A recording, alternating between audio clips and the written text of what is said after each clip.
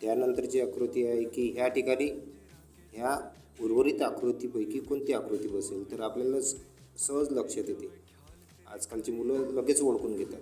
हा सोपा भाग अगोदर अभ्यासून घेणे, त्यानंतर आपल्याला सहज लक्षात येणार. त्यानंतरची आकृती ही, यामध्ये बघा ह्या टिंबांचा फरक बघावा लागेल की कोणते टिंब कुठे येणार आहे. ह्या ठिकाणी दोन्ही काळे टिंब आहेत आणि त्या ठिकाणी ही आकृती फिट बसणार. ही आकृती इथं लागल्यानंतर इथं एक काळा टिंब आणि पांढरा टिंब येणार. 2 पांढरे टिंब, 2 काळे टिंब, असं आपल्याला समजून घ्यायचं असते.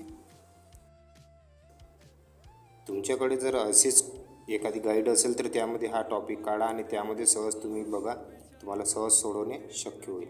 आणि ह्या परीक्षेबद्दल अजून काही प्रश्न असेल तर मला कमेंटमध्ये सांगा, त्याचे समाधान मी नक्कीच करेल. कोणताही प्रश्न असो तुम्ही सांगा, मी त्यावर पुढील व्हिडिओ बनवणार.